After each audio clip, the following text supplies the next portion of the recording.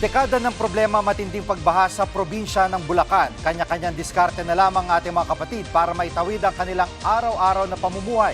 Live mula sa Hagonoy, Bulacan, nangungun sa balita si Mobile Journal Alexis Ebio. Alexis, gaano pa kataas ang baha dyan sa kinaroroonan mo?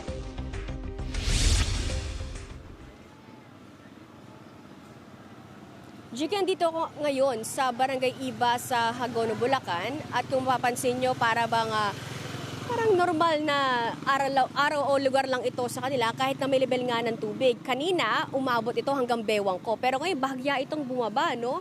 At nasa halos handang tuhod ko na lang. At kung mapapansin nyo sa aking likuran, bukas yung ilang tindahan dito, Jiggy. Kahit nga pumapasok na yung tubig doon sa kanilang mga tindahan, tuloy pa rin daw ang buhay nila. At ilan nga rito, hello po sir, pwede po kayo makausap tungkol nga po dito. Bakit po kayo nagbebenta pa rin kahit bumabaha ngayon? No choice naman na po kami. Sa ganyang 3 weeks na po yan. Pag nag-stay lang kami sa bahay, wala kaming kakainin. Tsaka na po yung talaga yung trabaho namin. Kamusta po ang kita nyo ngayon? Kahit ba nagbebenta kayo eh? Napakatumal po, sobra. Hindi katulad ng normal. Medyo maganda-ganda kitaan. Sige po, maraming salamat po sir. At sa kabila nga ng dahan-dahan naglalakad yung mga tao dito, patuloy. Ito pa, isa pa usap. Si Ma'am, ano pong pangalan natin? Beatrice Lucas po. Beatrice Lucas po. Ma'am, gaano po kahirap ang sitwasyon ngayon sa bahay? Ay nako, sa totoo lang po napakahirap at lalim ho sa amin hanggang liig. Nagtsatsaga lang ho akong magtinda at mapambili-bili naman ng mga ulam-ulam namin. At ang mga anak ko naman walang mga trabaho at hindi makapasok. Ay hanggang dito ho ang tubig sa amin. Kundi ho ako ihatid sa labasan kasi bukid kami. Kundi ho ako ihatid sa labasan, hindi ho ako makakapagtinda.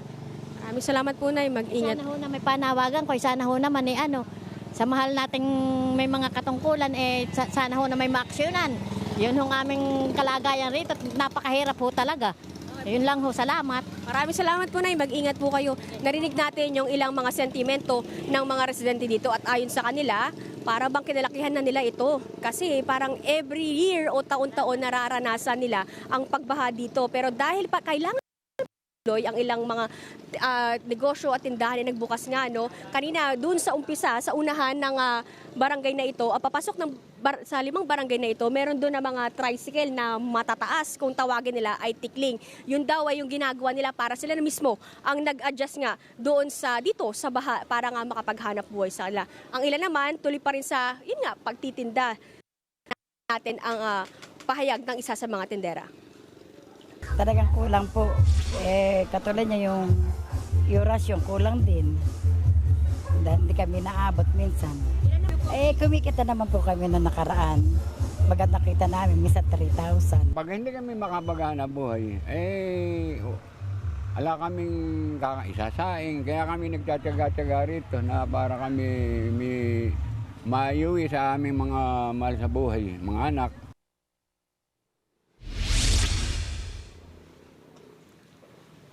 Jiggy, bistulang ilog na nga dito sa ilang barangay dito sa kalsada kasi na ito, pag dire-diretso mo yan, meron pang 5 barangay. Kabilang na rin dito ang Barangay Palapat na umabot nga hanggang Leegno.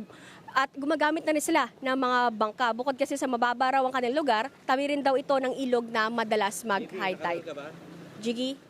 Alexis, very complex kasi yung sitwasyon ng Bulacan bilang probinsya kasi may area na malapit sa Manila Bay na pag nag-high tide, papasok doon sa kanilang area. Meron naman na malapit sa Pampanga River na talagang pag bumaha yun, lumakas yung tubig, ay papasok din doon sa area like Kalumpit at dyan sa Hagonoy. Alam ko, ang isa sa mga problema dyan, yung hindi na talaga nakokontrol yung pasok ng high tide sa kanilang lugar. Anong sinasabi, gaya nung hinaing, nung naka-green na naka-bike na sinanay na na-interview mo, ano naman ang sinasabi ng mga opisyal ng Hagonoy dito sa problema nila at nakikita nilang solusyon kung meron silang naiisip? Ayon sa datos ng DPWH, merong 42 flood control projects dito sa Hagonoy, Bulacan mula 2020 2025. Humigit kumulang 3.52 billion pesos ang halaganan. Pero ang mga taga-Agonoy, hindi raw ito ramdam. Sa panayam ni Bulacan, Governor Daniel Fernando sa programang Ted Filon at DJ Chacha, mas lumala ang baha sa Bulacan dahil sa high tide. Pero makakatulong daw sana kung gumagana itong mga flood control projects sa ilang lugar. Narito ang kanyang pahayag. Kung nagawa po lahat yan, magiging effective, mababawasan, I think, kung nagawa talaga ang mga flood control. Yan po yan. Kasi kami, in the side of provincial government project, yung ginagawa po namin talaga nagdadagdag po kami ng mga irrigation, irrigation di canal. Of course, pag gumagawa po kami ng mga kalsada, lagi po mayroong may mga kanal po yan, naka-drainage po yan sa gilid.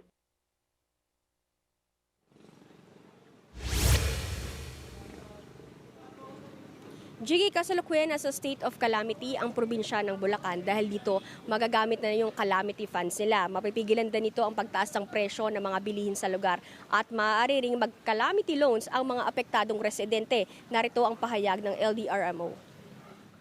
Ipauna muna yung bigli ang pangangailangan ng ating nasa mga evacuation center, pati yung mga nabahan natin na kalalawigan, para po una na masiguradong may pagkain sila.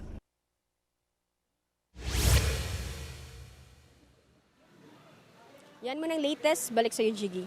Yan ang ulat ni mobile journalist Alexis Ebue, live mula sa Hagonoy, Bulacan. Mga kapatid, Jiggy Manikad po. Pagdating sa mahalagang balita sa loob at labas ng bansa, dapat una sa lahat, mag-follow at mag-subscribe na sa social media pages ng News 5.